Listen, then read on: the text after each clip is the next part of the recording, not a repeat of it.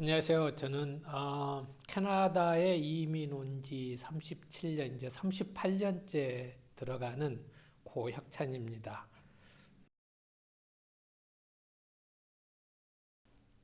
캐나다에 온 지가 제가 87년도에 캐나다를 와서 지금 24년 됐으니까 37년 됐는데, 음, 저는 캐나다 오기 전에 대학교를 다니다가 왔어요. 얘기가 좀 길어지는데 저는 전라남도 곡성이라는 곳에서 어려서 태어나서 중학교까지 다니고 어, 중학교 2학년 때 광주 사건이 있었어요. 그때 광주는 아니었지만은 광주에서 한 1시간 정도 떨어지는 동네라서 광주 소식을 조금 듣게 됐죠. 음, 고등학생이 되면서 이제 광주로 고등학교를 갔고 3년을 마치고 서울로 대학을 갔어요. 서울에서 대학 생활을 하면서 그때가 86년도, 87년도였는데 민주화 운동으로 한참 시끄러우던 시대였어요. 그때는 어, 제가 들어갔던 86년도에 제가 다니던 건국대학교에서 대규모 어, 데모가 일어났고 거기에서 뭐 거의 한 2천 명 이상 되는 학우들이 연행되는 그런 사건이 있었어요. 그 전부터 사실 그런 민주화 운동이나 그런 거에 대해서 상당히 가슴 아프고 어, 힘들 그런 대학 생활을 하고 있었는데 그 사건을 보면서 견디기가 힘들어서 집에다가 이제 음, 휴학을 하고 군대를 가겠다라고 말을 했어요.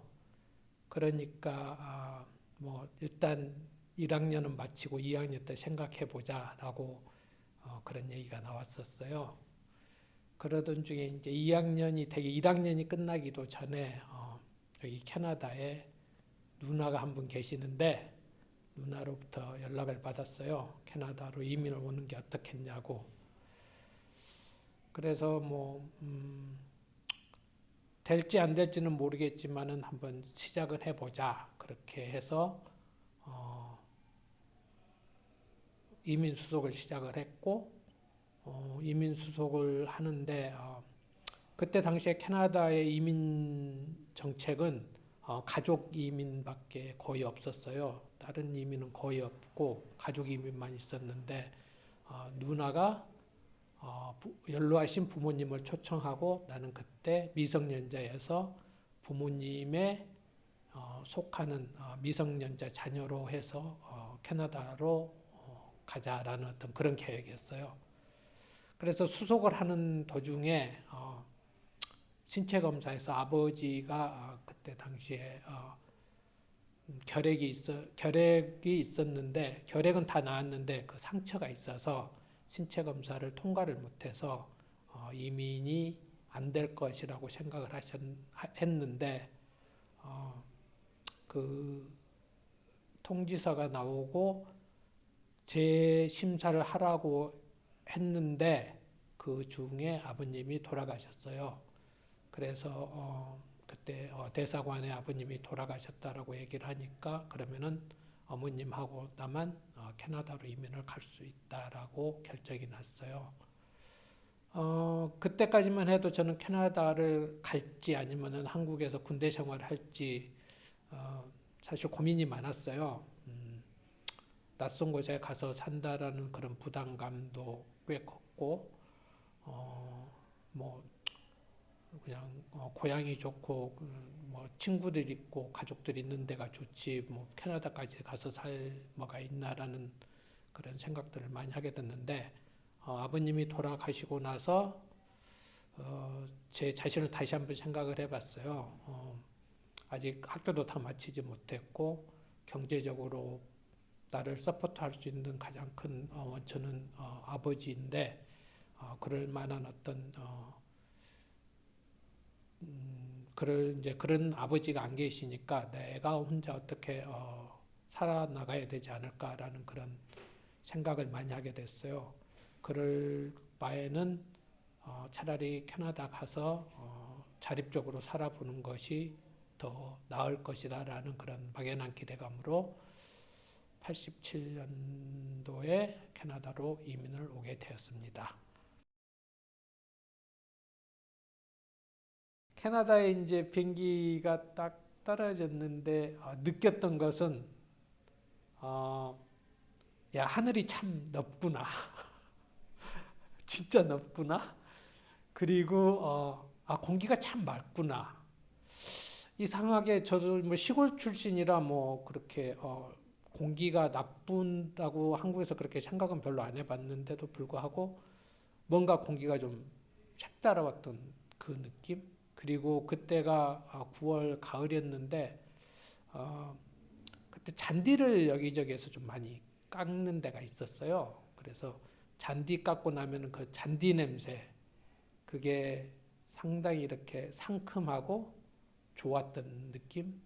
그리고 나서 조금 있다가 단풍이 들었는데 지금은 단풍을 구경하러 다니는데 그때는 단풍이 지고 낙엽 지는 것이 좀 슬펐어요. 괜히 고향 생각도 많이 나고 그랬던 것 같아요. 그게 제가 처음에 느꼈던 캐나다에 대한 느낌인 것 같아요.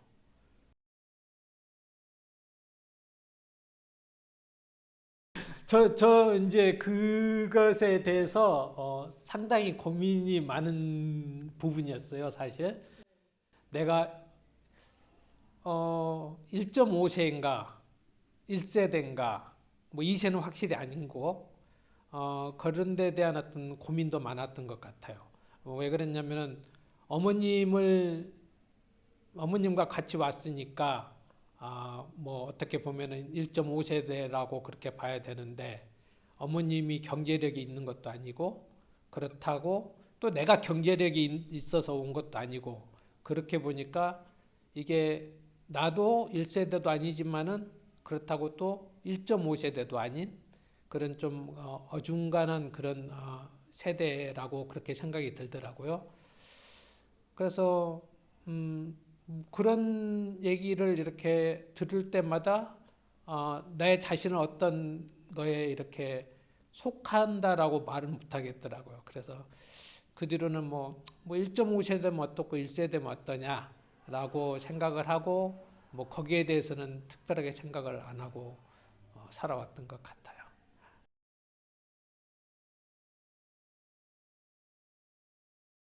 음, 처음에 이제 막 이민 와가지고 제가 한국에서 대학교를 다니다가 여기에서 대학을 가려면은 한국에서 있었던 그런 학력 증명서를 다 이렇게 이관하는 것보다 여기서 고등학교를 1년 다니고 대학을 가는 것이 더 쉽고 빠르다라는 얘기를 많이 들었어요. 그래가지고는 고등학교를 들어갔어요. 고등학교는 다 받아주더라고요. 아무 뭐 조건 없이. 어, 그래서 고등학교를 다시 들어가고 1년 반, 2년 이제 하고 컬리지를 들어가게 됐는데 음, 힘들었어요. 그때 당시에. 일단 저는 약간 내성적인 성격이에요. 그래서 약간 뭐 말하는 것 자체를 그렇게 뭐 즐기는 사람도 아니고 내성적이다 보니까 뭐에 이렇게 나서서 이렇게 적극적으로 하려는 의지도 없고 그냥 뭐 모르면 그냥 혼자 그냥 모르는 채로 그냥 넘어가는 어떤 그런 스타일이 좀 강해가지고 어, 공부하는데 이렇게 진전이 없었던 것 같아요. 그래서 칼리지를 다니면서도 계속 뭐 많이 헤매고 그러다가 결국에는 졸업을 못하고 어, 그러면서 20대의 방황은 많이 길었던 것 같아요. 저는 어, 참 길었어요. 그뭐 10여 년 이상을 그냥 어떻게 뭐 먹고 살기는 하는데 뭔가 뚜렷한 직장이라든지 뚜렷한 어떤 목표의식이라든지 그런 것은 없이 그야말로 바람이 부는 대로 사는 그런 느낌으로 거의 10여 년 이상을 살았던 것 같아요. 딱히 무슨 뭐 비즈니스를 잘 해가지고 큰 돈을 벌어야 되겠다라는 것도 저의 성격이나 저한테는 안 맞았던 것 같아요. 그래서 뭐 여기 그때 당시에 가게 하는 사람들도 많았고 저도 가게에서 아르바이트도 하면서 뭐 생활비를 벌면서 살았지만은 가게로 성공할 것 같지도 않았고 그러면서 많이 방황했던 것 같아요. 한국에 있었으면 아마 뭐 흔히 하는 말로 대학 졸업하고 아마도 군대를 갔다 오고 그러면은 뭐 어디가 됐든 이렇게 취직해서 뭐 그냥 일상적으로 그냥 가정 꾸리고 그렇게 그냥 다른 사람이 살아가는 것처럼 살아갔었을 것 같은 느낌인데 여기에서는 그런 것들이 허용이 안 된다 내지는 내가 그렇게 하려는 의지가 없다라는 것이 많아지니까 그것이 모두 다 어떤 젊은 그런 날의 어떤 고민과 방황으로 이렇게 점쳐져서 20대가 됐던 것 같아요. 그런 측면이 좀 이민 생활하면서 어려웠다. 그리고 그런 나를 주변에서 나름대로 잡아주려고는 한 사람들이 있었지만은 이상하게 그게 저하고는 안 맞는 것 같아서 그런 것들을 좀 거부하면서 또 고민하고 방황했던 그런 시절이었던 것 같아요.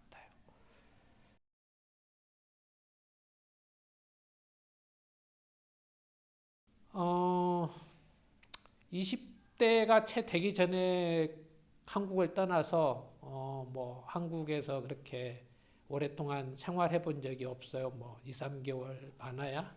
그렇게 해서 그 차이점이라고 말하기에는 내가 참 할 말이 없기는 해요.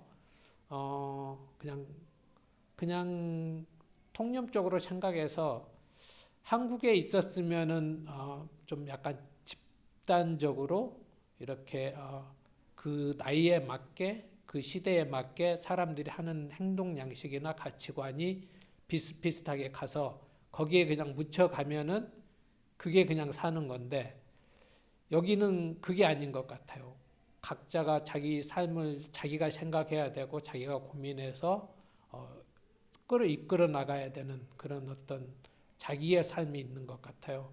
그래서 뭐 큰 어떤 삶의 철학이라고까지는 말 못하겠지만은 삶을 바라보는 관점은 뭐 그런 거였던 것 같고 어, 지금은 한국이 많이 뭐 세계화되고 좋은 나라가 돼서 지금은 뭐 많이들 다시 역이민하는 사람들도 있다고들 하는데 음, 그런 것까지는 저는 아직 생각은 별로 안 해봤고 여기 있으면서 여기 있는 삶에 충실하자라는 것이 아직까지의 저의 기본적인 생각이에요. 한국과 캐나다의 차이점 아마 그 사람들이 살아가는 각자의 그 가치관들 그것들을 어떻게 형성해가고 이끌어가고 거기에 대해서 자신의 삶을 어떻게 펼쳐나가는지 그게 좀 다르지 않을까 하는 것이 그냥 제 생각입니다.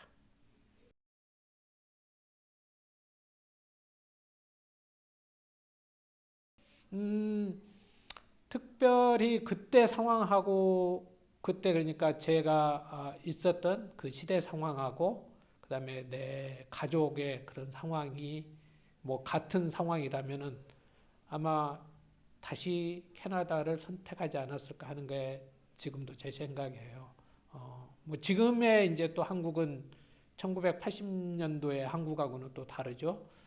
어, 그래서 뭐 지금 한국 생활에서 뭐 내가 대학생이고 나한테 그런 것이 길이 주어진다 그러면은 뭐 다시 한번 더 심하게 고민을 하겠지만은 특별히 뭐 그런 상황들이 자체가 변하지 않은 상황이라면은 특히 아버지가 돌아가시는 그런 일들이 아버지가 계셨다라면 아마 다시 생각을 해보겠지만 아버지가 안 계시는 상황에서는 아마도 캐나다를 그냥 와서 나름대로 삶을 살아가려고 하지 않았을까 하는 생각이에요.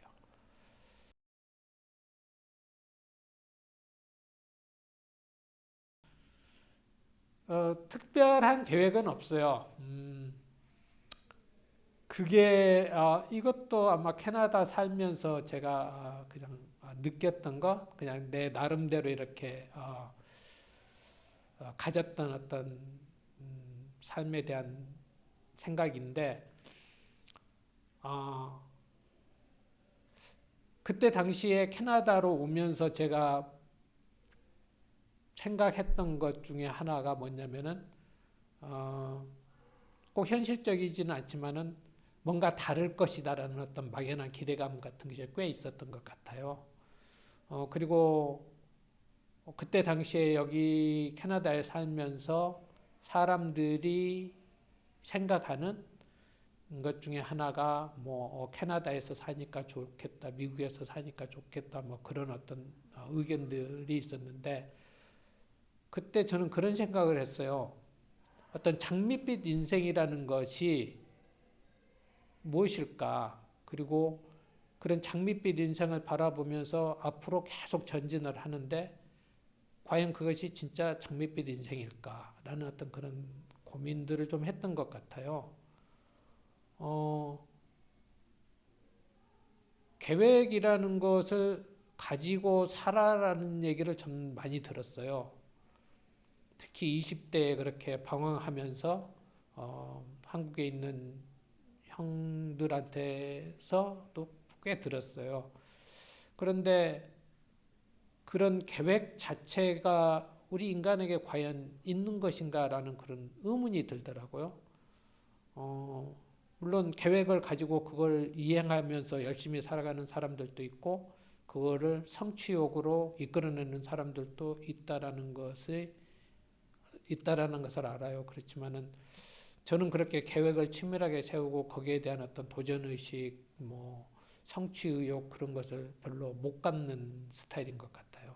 그래서 계획 같은 것은 사실 별로 없어요. 지금도 뭐 미래에 대한 계획 같은 것은 그렇게 그다지 가지고 있지 않고 매일 살아가면서 조그만한 어떤 즐거움, 그냥 만족감 그런 것들을 느끼면서 살아가는 것 같아요. 그래서 뭐 미래에 대한 계획은 뭐 따로 있는 것 같지는 않아요.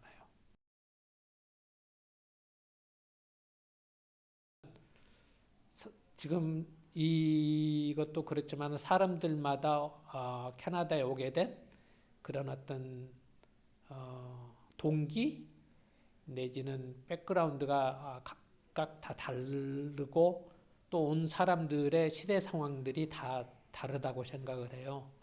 음, 제가 오기 전에는 캐나다에 어떤 사람들이 와 있었냐면은 어, 많은 사람들이 독일의 광부들, 독일의 간호사들로 가서 그분들이 캐나다로 이민 온 사람들이 많았어요. 그 사람들이 뭐 토론토고 알버타에서 일을 하면서 가족들을 불러들이고 형제 자매를 불러들이면서 캐나다 최소한 캐나다에 이민사가 거의 시작됐다고 봐요. 물론 그 전에 뭐 유학으로 뭐 오시는 분들이 좀 있긴 하지만은 그건 아주 어, 미흡하고 그 다음에 그분들이 와서 이제 형제 자매를 초청을 해가지고 온 부류가 저 같은 사람들이고 90년도에는 캐나다에서 그 돈을 받고 그러니까 투자 이민을 많이 받았어요. 그래서 돈을 가지고 와서 캐나다에서 사업체를 벌리면은 그래서 뭐 1년인가 2년인가 사업을 하면은 그 사람들한테 영주권을 주는 그런 투자 이민이 있었어요. 그래서 그때는 또 돈 많은 사람들이 이민을 많이 왔어요. 그리고 나서 많이 오는 것이 기술 이민들을 많이 오더라고요. 그래서 자기가 어떤 뭐 대학 모르겠어요. 뭐 대학 무슨 학위가 있다든지 그리고 뭐 영어가 어느 정도 되면은 캐나다에서 이민을 받아주고 그 사람들이 현 산업체에 직접 투입될 수 있는 그런 이민들을 또 받아들이더라고요. 그래서 그게 제가 알기로는 거의 2000년대 이후에 오시는 분들은 그런 부분으로 많이 오시고 그것이 지금도 그렇게들 많이 오는 것으로 알고 있어요. 그러면서 사람들이 하는 일들도 많이 바뀌더라고요. 저일 때까지만 해도 가족 이민이니까 오면은 뭐 구멍가게나 뭐 세탁소, 뭐 잘해야 무슨 프랜차이즈 같은 거 했는데 다음에 오시는 분들은 이제 조금 더 발전된 그런 것들을 또 많이 하시더라고요. 그리고 기술 이민으로 오시는 분들은 직장을 잡아서 생활하시는 분들이 많고 그래서 제가 지금 뭐 이민 오시는 분들한테 어떻게 뭐라고 말씀드리기는 힘들고 그렇지만 저는 젊은 친구들에게는 그런 말을 하고 싶어요. 제 자신이 20대에 거쳤던 그런 뭐 고뇌와 방황, 고민, 삶에 대한 질문들 그런 질문들을 무수하게 해가면서 그러면서 내가 경제적으로나 사회적으로 성숙하지는 않았지만은 그래도 이 세상을 살만한 어떤 그런 내 자신의 어떤 자신감 같은 거, 그래도 이 세상은 살만한 거야라는 것을 그런 고민들을 통해서 저는 많이 깨달았던 것 같아요. 그러면서 좀 어렵고 힘든 그런 사람들을 보면은 좀 이해가 되기도 하고, 뭔가 그래도 살아갈 수 있는 어떤 그런 정신적인 어떤 그런 인사이트 같은 것이 조금씩은 차가는 것 같더라고요. 지금 저는 20대 중반인 딸과 같이 살고 있는데 다행히 뭐 부모 입장에서 바라보면은 잘 커주고 있어요. 대학 졸업하고 뭐 그냥 취직해서 큰 말썽 없이 잘 자라주고 있는데 주변의 친구들을 보면은 내지는 딸의 친구들 얘기를 들어보면은 많이 방황을 하고 고민하고 좀 삶을 지금 헤매고 있는 그런 친구들이 많이 있더라고요. 저는 이해가 되더라고요. 그 친구들이 그게 뭐 사회적인 이유가 됐던 개인적인 이유가 됐던 이해가 되는데 그들에게 해주고 싶은 말은 그거예요. 지금 그렇게 방황하고 고민하고 헤매는 것이 괜찮다. 그렇게 하는 것이 그렇게 해야 하는 것이 좀 말이 뭐하지만 20대가 할 수 있는 일이고 20대에만 할 수 있는 일들이다.